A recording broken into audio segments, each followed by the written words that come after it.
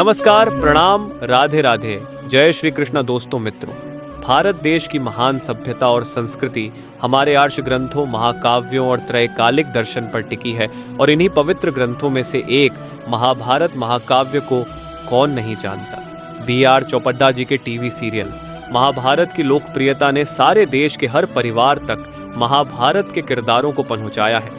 सबने बड़े चाव और श्रद्धा विश्वास के साथ महाभारत को कई बार देखा है, किंतु फिर भी बहुत सारे तथ्य और प्रसंग आज भी ऐसे हैं जिन्हें ना कभी सीरियल में देख पाए और ना कभी किसी के द्वारा सुना ही होगा आपने। ऐसे ही कमाल का एक प्रश्न है, महाभारत कालीन लोगों का वंशवृक्ष। जी हाँ दोस्तों, मुख्य किरदारों को तो सभी जानते हैं जिनका प्रत्यक्ष संबंध महाभारत युद्ध या उसके आसपास रहा है, किंतु इस कुरुवंश के संपूर्ण कुल परिवार को बहुत कम लोग ही जानते हैं। तो आज मैं आपको पूरा विस्तार से महाभारत का वो दृश्य दिखाऊंगा, बताऊंगा जिसे आपने संभवतः ही सुन रखा हो। मैं 100% श्योर हूं कि आज की हमारी वीडियो से आपको बहुत कुछ नया और अनसुना अनदेखा जानने को मिलेगा। कोई भी फैक्ट मिस ना हो, इसलिए वीडियो को पूरा देखें। और मैं आपका होस्ट एंड दोस्त अश्वथ आपका बहुत स्वागत करता हूं अपने YouTube चैनल भक्ति विधान में। दोस्तों, मैंने महाभारत सीरियल से कुछ किरदारों के फोटोग्राफ अपने इस वीडियो में रखे हैं ताकि आपको मेरी बात समझने में आसानी हो सके। तो आइए वीडियो को शुरू करते हैं। पुराणों के अनुसार भगवान विष्णु के नाभिकमल से ब्रह्मा जी उत्पन्न हुए। ब्रह्मा जी से सप्तर्षि अस्तित्व में आए, जिनमें से एक थे महर्षि अत्रि। अत्रि से चंद्रमा और चंद्रमा से बुद्ध आए। बुद्ध से इलानंदन और इलानंदन से पुरुरवा और पुरुरवा से आयु अस्तित्व में आए। राजा आयु से राजा नहुष का जन्म हुआ और सम्राट नहुष से सम्राट ययाति का जन्म हुआ था। इसी वंश में फिर सम्राट पुरु हुए और उन्हीं के पुत्र चक्रवर्ती सम्राट राजा भरत हुए, जिनके नाम पर हमारे देश का नाम भारत हुआ। दोस्तों, इसके अलावा जो कहानी हमें सुनाई जाती है पुराणों के अनुसार, वह सही नहीं है। तो अभी आप समझ गए होंगे कि हमारे देश को भारत नाम देने वाले राजा भरत कौन से हैं। राजा भरत एक महाप्रतापी राजा थे, तो उनके पुत्र राजा कुरु भी महान चक्रवर्ती रहे, जिनके नाम पर ही कौरवों पांडवों को कुरुवंशी कहा जाता है। टीवी पर महाभारत में कई जगह आपने कुरुवंशी शब्द सुना होगा, तो वह राजा कुरु भरत के पुत्र थे। राजा कुरु के वंश में राजा शांतनु हुए और यही से महाभारत सीरियल की शुरुआत आपने देखी होगी। दोस्तों, राजा शांतनु हस्तिनापुर के राजा हुए हैं। अब आगे का विवरण बड़ा रोचक है दोस्तों, ध्यान से देखते रहिएगा। राजा शांतनु का प्रथम विवाह देवी गंगा से हुआ। गंगा से एक वचन तय हुआ कि शांतनु कभी गंगा को यानी अपनी रानी को किसी कार्य से रोकेंगे नहीं। जब देवी गंगा को प्रथम पुत्र की प्राप्ति हुई तो इन रानी जी ने उसे गंगा नदी में प्रवाहित कर दिया। राजा शांतनु बड़े आहत हुए, किंतु वचन दिया हुआ था कि कभी रोकेंगे टोकेंगे नहीं, अन्यथा देवी गंगा छोड़कर चली जाएंगी। सो चुपचाप मन मार कर रह गए। देवी गंगा को 7 पुत्रों के जन्म और जल में प्रवाहित करने तक राजा शांतनु चुपचाप पीता का घूंट पीते रहे, किंतु 8वें पुत्र पर दुखी होकर राजा शांतनु ने गंगा को ऐसा करने से रोक दिया। अब वचन के अनुसार गंगा राजा शांतनु का परित्याग करके अपने लोक को चली गई और यही 8वें पुत्र का नाम देवव्रत हुआ। राजा चाहते थे कि उनके कुल वंश को फैलाने के लिए और भी संतानें हों, किंतु गंगा तो जा चुकी थी। अब उनके स्थान पर राजा शांतनु ने मत्स्य कन्या सत्यवती से विवाह किया। दोस्तों, अब जरा यहीं रुक कर गौर करें। आज के समय में हमारे पुराणों उपनिषदों को बदनाम करने की बदनीयती से कुछ लोग कुचक्र चला रहे हैं कि प्राचीन समय से भारत में जात पात और ऊंच नीच का भेदभाव रहा है। अब आप ही बताइए, एक चक्रवर्ती सम्राट होने के साथ साथ शांतनु कुरुवंशी क्षत्रिय थे, किंतु फिर भी वो मत्स्य कन्या सत्यवती से विवाह करते हैं, और वो भी किसी राजा वाली हेंगदी या दबाव के साथ नहीं, अपितु सत्यवती से और उसके पिता से विनम्र निवेदन के द्वारा। तो दोस्तों, बहुत सारे पुराणों उपनिषदों के अध्ययन के पश्चात मैं पूरे विश्वास से कह सकता हूँ कि हमारे गौरवशाली इतिहास में कभी भी आपको जातिगत भेदभाव नहीं देखने को मिलेगा। ये सारा कचरा इतिहास में आया ही इन 2000 वर्षों में है, मतलब ईसा के बाद। आइए अब वापस अपने केंद्र पर आते हैं दोस्तों। राजा शांतनु और देवी गंगा से देवव्रत हुए थे, या कहें कि बाद में इन्हीं का नाम भीष्म और पितामह भीष्म आपने सुना ही होगा। आदरणीय मुकेश खन्ना जी ने पुरानी महाभारत में पितामह भीष्म का किरदार निभाया था। अब राजा शांतनु और सत्यवती से 2 पुत्र हुए, चित्रांगद और विचित्रवीर्य।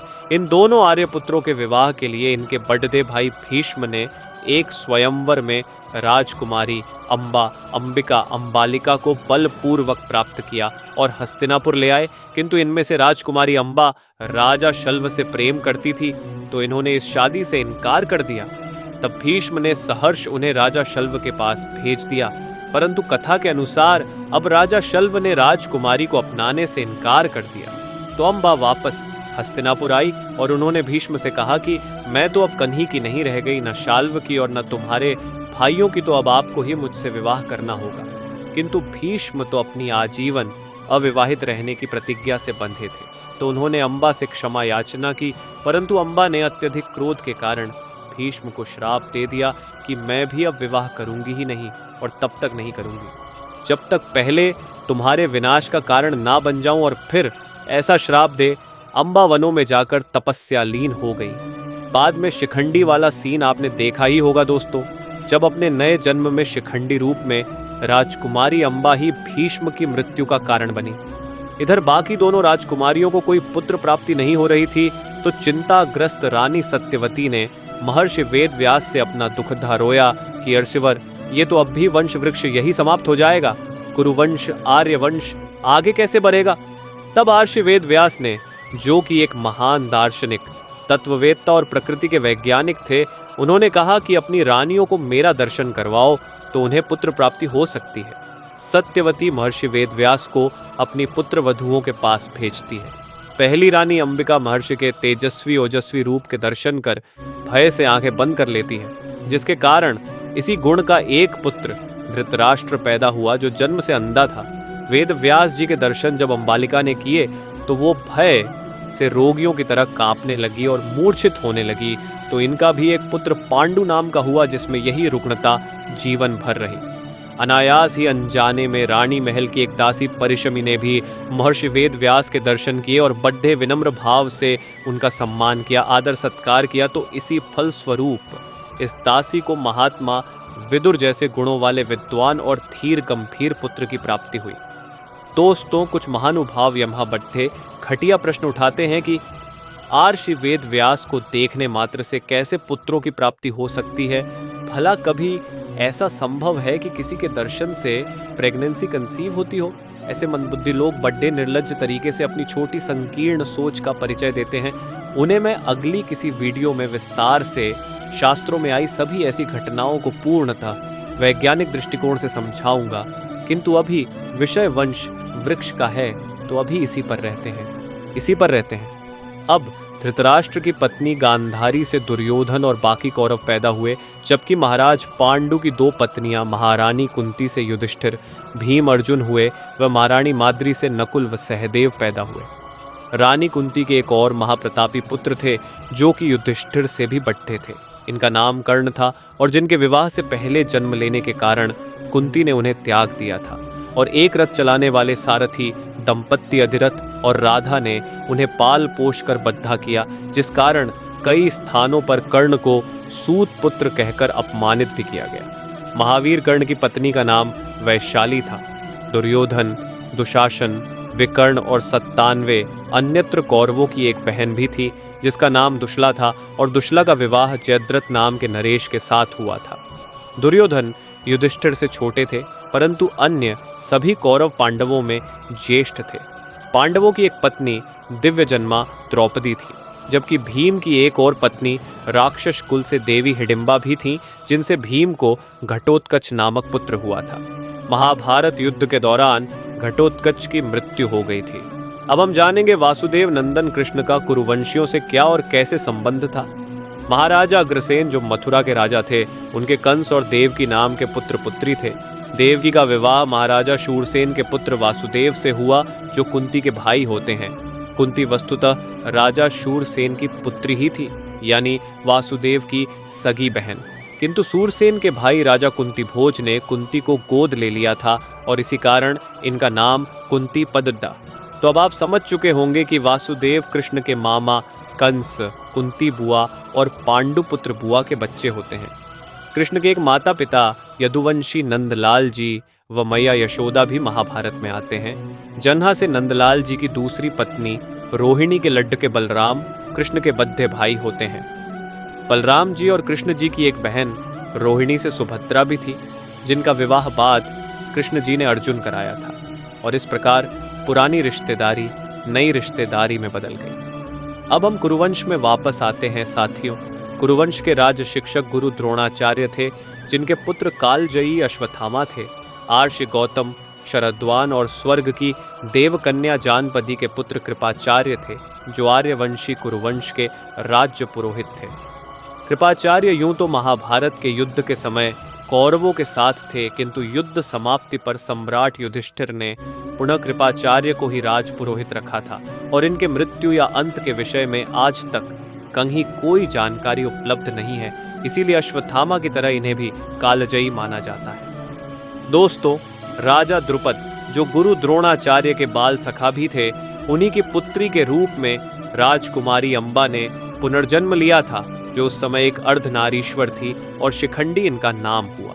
इसी शिखंडी की बहन द्रौपदी व भाई धृष्टद्युम्न थे, किंतु ये दोनों यज्ञ अग्नि से दिव्य जन्म पाए थे, इसीलिए द्रौपदी को दिव्य जन्मा भी कहा गया है।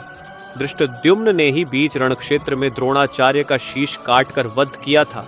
एक बात और बता दूं साथियों कि पांडवों की द्रौपदी के अलावा भी और पत्नियां थीं, लेकिन द्रौपदी ने कभी उन्हें राजमहल में अपने साथ नहीं रखा था।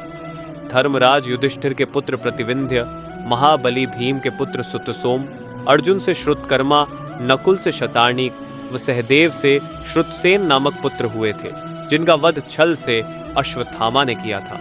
और इस प्रकार कुरुवंश के नाम का दिया जलने वाला केवल अर्जुन सुभद्रा पुत्र, अभिमन्यु उत्तरा के पुत्र परीक्षित ही रह जाते हैं। मित्रों, परीक्षित कुरुवंश के अंतिम प्रमुख राजा, जिनका शासन महाभारत युद्ध के बाद हस्तिनापुर पर था, और इसका उल्लेख महाभारत ग्रंथ में दिया है।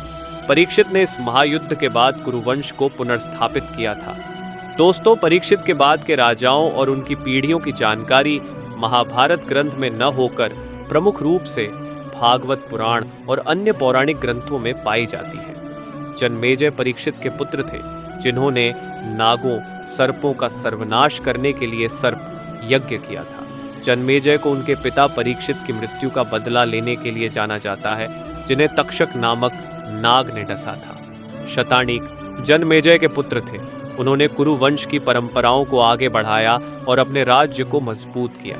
उसके बाद क्रमशः अश्वमेध दत्त, अधिसीम कृष्ण, निकृष्टन अधिसीम कृष्ण के पुत्र थे। फिर सुखिनबाला, और इन पीढ़ियों के बाद कुरुवंश की सटीक जानकारी पौराणिक ग्रंथों में सीमित है। इसके अलावा कई और भी राजा आए, लेकिन उनका उल्लेख बहुत कम मिलता है। भागवत पुराण में आगे की पीढ़ियों के बारे में अधिक जानकारी दी गई है, जो परीक्षित के वंशजों का विस्तृत वर्णन करती है, लेकिन महाभारत में परीक्षित से आगे के राजाओं का उल्लेख अपेक्षाकृत संक्षिप्त है। यदि आपके पास इस तरह की महत्वपूर्ण जानकारियां हैं, तो कृपया कमेंट करके ज़रूर बताएं। मुझे आपके कमेंट का इंतज़ार रहेगा। दोस्तों, आशा करता हूं कि मेरे द्वारा किया गया यह किंचित प्रयास आपको ज़रूर पसंद आया होगा। यदि हाँ, तो लाइक और शेयर करना ना भूलें, और साथ ही चैनल को सब्सक्राइब भी कर लें। बहुत जल्द आपसे फिर मुलाकात होगी। तब तक के लिए जय सिया राम, राधे कृष्णा, जय हिंद, जय भारत।